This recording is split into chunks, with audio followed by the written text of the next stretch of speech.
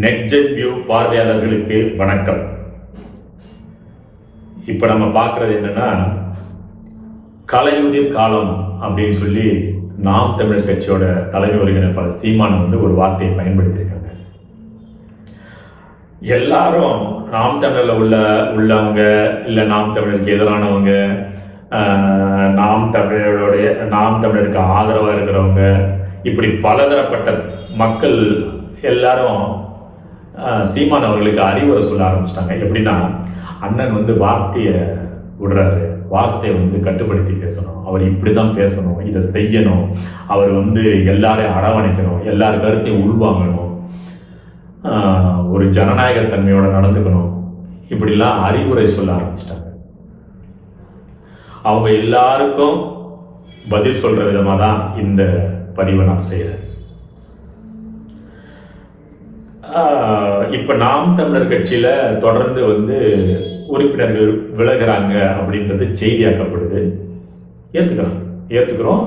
நிச்சயமா அதை நான் பொய்ன்னு சொல்லி இல்லை எங்களுக்கு இது யாரும் போகலை அப்படின்லாம் சொல்லலை. நாம் தமிழர் கட்சி 2009 ஆரம்பிக்கப்பட்டு கடந்த 16 வருடங்களாக தொடர்ந்து மண்ணுக்காகவும் மக்களுக்காகவும் உழைச்சு இன்னைக்கு 8.22% வாக்குகளை வாங்கி மக்களுடைய பேராதரவை பெற்று இன்னைக்கு தொடர்ந்து களமாடிட்டு இருக்காங்க. இந்த 2009 தான் நாம் தமிழர் கட்சி ஆரம்பிச்சதுன்னு குறிப்பிடுவதற்கான காரணம், அதுக்கு முன்னாடி நாம் தமிழர் யாரும் இல்லைல்ல. அப்ப அதுக்கு முன்னாடி இருந்த உறுப்பினர்கள் எங்க இருந்தாங்க? இதே இந்த திருட்டு திராவிட கும்பல் கிட்ட தானே இருந்தாங்க. அப்ப இப்ப நாம் தமிழர் ஆதரவு கிட்டத்தட்ட 40 லட்சம் பேர், கிட்டத்தட்ட 40 லட்சம் பேர் ஆதரவு பெற்ற இந்த கட்சியில அந்த திருட்டு திராவிடத்திலிருந்து திருந்தி வெளியே வந்தவங்க தான் இதுல வந்தாங்க. இது வேண்டான்னு சொல்லி வந்தாங்க. அப்ப அதுல இருந்து வந்தவங்க தானே. நாம் ஒன்னும் இங்க ஒரு செய்யலையே, நாம் தமிழருக்கு ஒரு உறுப்பினரை செய்யலை. இந்த கொள்கையை கோட்பாடையும் ஏத்துக்கிட்டு இனி இந்த திருட்டு திராவிடம் வேண்டாம் அப்படின்னு சொல்லி வந்தவங்க தான். சோ அப்படி வந்தவங்கல்ல அவங்க எதிர்பார்த்து வந்தது, அவங்க என்னெல்லாம் இதே திருட்டு திராவிடத்துல என்னென்ன மாதிரி எல்லாம் செஞ்சாங்களோ அதெல்லாம் இங்க செய்யலாம்னு நினைச்சு கூட வந்திருக்கலாம். இல்ல அது அங்க சில பதவிகள்லாம் கிடைக்கல, நம்ம அதை போய் இங்க வாங்கி குறுக்கு வழியில எப்படியா மேல வந்திருக்கலாம்னு நினைச்சு வந்திருக்கலாம். அதெல்லாம் இங்க ஏமாற்றம் அடைந்து அதெல்லாம் இங்க சாத்தியம் இல்லை. இது எல்லாம் படிப்படியா நடக்கக்கூடிய ஒரு இடம் தான். இங்க இந்த கொள்கை கோட்பாடுகளுக்கு எதிராக நம்ம எதுவும் செய்ய முடியாது அப்படி இப்படின்னு எல்லாம் தெரிஞ்ச பிறகு, அதே மாதிரி இங்க குறுகிய காலத்துல பெருசா ஏதோ அடைஞ்சிடலாம் அப்படின்னு நினைச்சு வந்திருக்கிறாங்க. அப்படி இல்லை. ஏன்னா ஒரு 70 ஆண்டு காலமாக அடிமைப்பட்டு கிடக்குது இந்த தமிழ்நாடு. இந்த திராவிட மாயையில கிட்டத்தட்ட 70 ஆண்டுகளாக அடிமைப்பட்டு கிடக்குது. அப்ப அவங்கள மீட்டெடுத்து அவங்கள அரசியல் படுத்தி இது தப்பு, இது திராவிடன்றது நம்மளை ஆள வந்தவங்க, நம்ம இனத்தவர் கிடையாது, நம்மளை ஆள வந்த இனத்தவன் சொல்லி இவங்களை நம்ம காமிச்சு அவங்க இந்த கருத்தியலை கொண்டு போய் மக்கள்கிட்ட சேர்த்து அவங்களை அரசியல் படுத்துறது ஒரு நாள்ல நடக்கக்கூடிய காரியமே இல்லை. அப்ப அதுக்கு எவ்வளவு மெனக்கடல் இருக்கு, எவ்வளவு நம்ம போராட வேண்டியிருக்குது. அப்படி போராடி வந்தவங்க இந்த 40 லட்சம் பேர் சும்மா வரல. சொல்றான் அண்ணன் சீமானுக்கு அறிவுரை சொல்லக்கூடியவர்களுக்காக தயவு செய்து கொஞ்சம் யோசிச்சு சொல்லுங்க, தப்பு இல்லை. அறிவுரை சொல்லக்கூடாத அப்படின்னு நான் சொல்ல வரல. சொல்றதுக்கு அவர் ஏதாவது தவறான வழியில போயிருக்கணும்ல, கொஞ்சம் சொல்லுங்க. இந்த 16 வருஷமா அந்த மனுஷன் ஒரு நாள் ஓய்வு எடுத்து எங்கடா இருந்திருக்கிறான்? கிடைக்கிற இடத்துல நின்று நம்ம கூட தொண்டை தண்ணி கிளிய கத்தி கத்தி கத்தி கத்தி இன்னைக்கு வரைக்கும் செத்துட்டு இருக்காங்க. அவரோட உழைப்புக்கு அவரோட உழைப்புக்கு 1% நம்மளால கொடுக்க முடியுமா? கொஞ்சம் யோசிச்சு பாருங்க. நம்மெல்லாம் சொல்றோம் நாங்கெல்லாம் உழைச்சோம் எங்களோட உழைப்பெல்லாம் அவங்க மதிக்கல. என்ன உழைப்பை மதிக்கல சொல்லுங்க? நீ என்ன உழைப்பு கொடுத்தியோ அது மாதிரி 200 மடங்கு தன்னோட உழைப்பை போட்டுதான் இந்த கட்சி இவ்வளவு தூரம் வளர்த்திருக்காங்க. நீங்கெல்லாம் எதுவுமே செய்யல, அவர் மட்டுமே வளர்த்தாருன்னு நான் சொல்லல. நம்மெல்லாம் நம்மளோட பங்களிப்பெல்லாம் இருக்குது. ஆனா நம்ம வெறும் பங்களிப்போட நிக்கிறோம். நம்ம எவ்வளவு வேலை செஞ்சிருக்கோம் யோசிச்சு பாருங்க. நம்மெல்லாம் ஓர்மையாகவும் முழு மூச்சாவும் அவர் அண்ணனை மாதிரி உழைச்சிருந்தோம்னா இன்னைக்கு நம்ம ஆட்சியை பிடிச்சிருப்போம். ஆட்சியை பிடிக்கிறோமோ இல்லை, எதிர்கட்சியாவது வந்து உட்காந்துருப்போம். எதிர்கட்சியா வந்து உட்காந்துருக்கிறோமோ இல்லையோ, குறைஞ்சபட்சம் 30% வாக்கையாவது வாங்கியிருப்போம். உண்மைதானே? கொஞ்சம் யோசிச்சு பாருங்க. நம்ம எதெல்லாம் செய்யாம விட்டுருக்கிறோம். எதுக்கு எடுத்தாலும் அவன் சரியில்லை, இவன் சரியில்லை, இவன் எனக்கு அதை கொடுக்கல, இவன் எனக்கு இந்த பதவி கொடுக்கல, என்னை இவன் மரியாதையை போடலை, இவன் என்னை பேனர்ல இந்த இடத்துல போட்டோ போடலை, எனக்கு இப்படி பஞ்சாயத்து வச்சிருக்கிறோமே தவிர என்னைக்குதான் நம்ம முன்னெடுத்துக்கு இந்த களமாடி இருக்கிறோமா? இன்னைக்கு போனவெல்லாம் யாருங்க? இந்த தமிழ் தேசிய கொள்கையை ஏற்றுக்கிட்டு தான் இந்த கட்சிக்கு வந்தாங்க. ஆனா இன்னைக்கு அவன்லாம் எங்க போய் சேர்ந்துருக்கான்? கொஞ்சம் யோசிச்சு பாருங்க, எங்க போய் சேர்ந்துருக்கிறான்? அப்ப நீ இவ்வளவு நாள் கொள்கை பேசுனது என்ன அர்த்தம்? ஒவ்வொரு மேடை ஏறி மூச்சை பிடிச்சிக்கிட்டு கொள்கை பேசுனீங்க தமிழ் தேசியத்தை பத்தி. இப்ப நீ போய் சேர்ந்திருக்கிற கட்சியெல்லாம் தமிழ் தேசியம் பேசுற கட்சியா இல்ல யோகியமானவங்களா? மொத்தமும் கரைப்படைந்த ஊழல் கரைப்படைந்தவர்கள், மக்களின் உயிரை உறிந்து குடித்தவர்கள், தமிழர்களின் அழிவின் மீது வாழ்ந்தவர்கள். அவங்க கூட தான் போய் நிக்கிறீங்க. அப்போ உங்களுக்கு இவ்வளவு நாள் நீங்க இருந்ததே போலி வேஷத்தோட தானே இருந்திருக்கீங்க. நீங்க போனதுல எங்களுக்கு ஒண்ணு மன வருத்தம் இல்லைங்க, மன வருத்தமே இல்லை. நான் இதுக்கு முன்னாடி ஒரு பதிவுல நான் பேசியிருக்கிறேன். திமுக வந்து நாம் தமிழர் கட்சியோட வீட்டை தூசி தட்டி வெள்ளை அடிச்சு தரதுக்காக வந்திருக்கிறாங்க.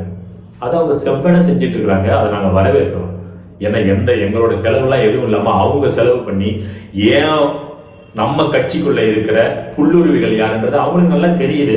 அவங்கள அழகா அவங்களே களை எடுத்து விடுறாங்க. ரொம்ப நல்லது, வாழ்த்துக்கிறோம், வரவேற்கிறோம். அவ்வளவுதான். இதுக்காக நாங்க இது வந்து தன்மானத்தாலையும் தமிழ் தேசியத்தாலையும் வளர்த்தெடுக்கப்பட்ட கட்சி.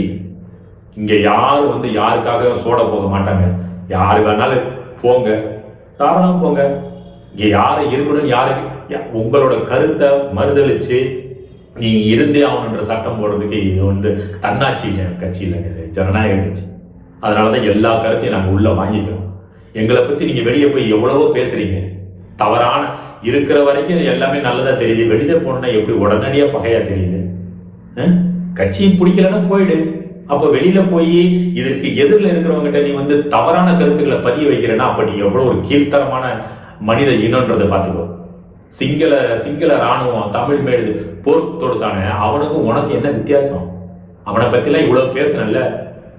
நம் தமிழ் உயிரினங்கள் அழிவின் மேல் சிங்கள அரசாங்கம் ஆட்சி அமைக்கிறது, அது எப்படி இப்படி இதுக்கெல்லாம் வந்து இவங்கெல்லாம் துணை நிக்கலையே, அப்படி இப்படிலாம் மூச்சை பிடிச்சின்னு பேசுனீங்கல்ல.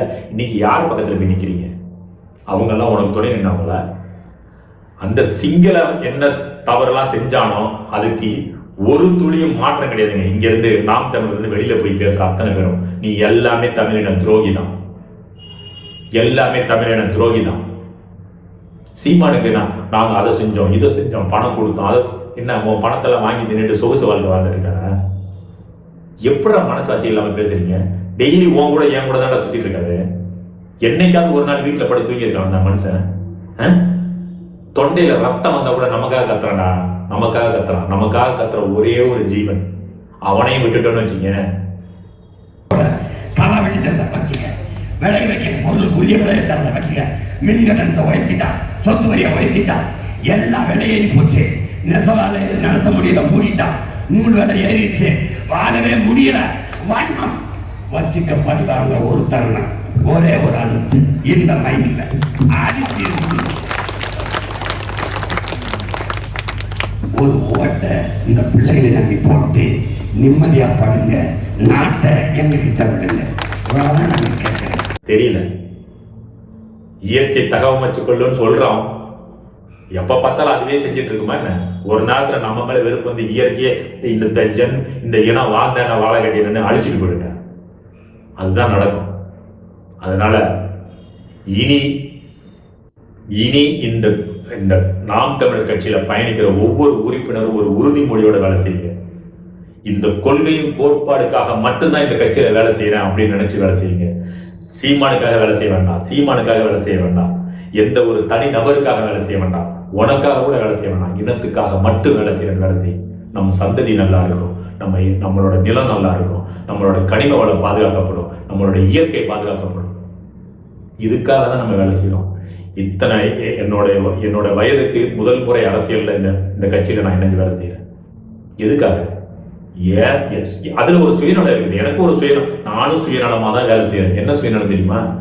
என் புள்ள நாளைக்கு இந்த மாதிரி ஒரு கேடுகட்ட சமுதாயத்துல வாழக்கூடாது, ஒரு நல்லதொரு தூய்மையான அரசியல் கிடைக்கிற இந்த சமுதாயத்துல வாழணும் அப்படின்ற ஒரே ஒரு நோக்கம் தான். வேற எந்த நோக்கமும் கிடையாது. இப்படிதான் ஒவ்வொரு நாம் தமிழர் உறுப்பினரும் உள்ள இருக்கிறீங்கன்னு நான் மனதார நம்புறேன். அப்படி இருக்கிற பல உறுப்பினர்களை நான் பார்த்திருக்கிறேன், அவங்களோட பயணிச்சிருக்கிறேன். அவங்களுக்கு எல்லாருக்கும் என் சிறந்தார்ந்த வணக்கங்கள். அவத மாதிரி நீங்களும் இருக்கணும். கலைகள் எடுக்கப்படுவதை பற்றி கலை நம்ம எடுக்கலைங்க. இதை நீங்க தயவு செய்து புரிஞ்சுக்கணும். கலை நம்ம எடுக்கவே இல்லை, கலைகளை எடுக்கிறார்கள். நம்மளுக்கு எதிரானவர்கள் நம்ம கிட்ட இருக்கிற கலையை அவங்க பிடிங்கி எடுக்கிறாங்க. நல்லதை நினைச்சிட்டு போங்க, அவ்வளவுதான். இதுல யாரை நம்பி இந்த கட்சி இல்லைங்க. யாரை நம்பி இந்த கட்சி? தனி ஒரு மனிதன் அவனோட உழைப்பினாலேயே உருவாக்கப்பட்ட இந்த கட்சி. அதுக்கெல்லாம் நம்ம கூட நின்று ஆதரவா நிற்போம். வருகின்ற 2026 தேர்தலில் நாம் யார் என்று இந்த உலகுக்கு பறைசாற்றுவோம். நன்றி, வணக்கம்.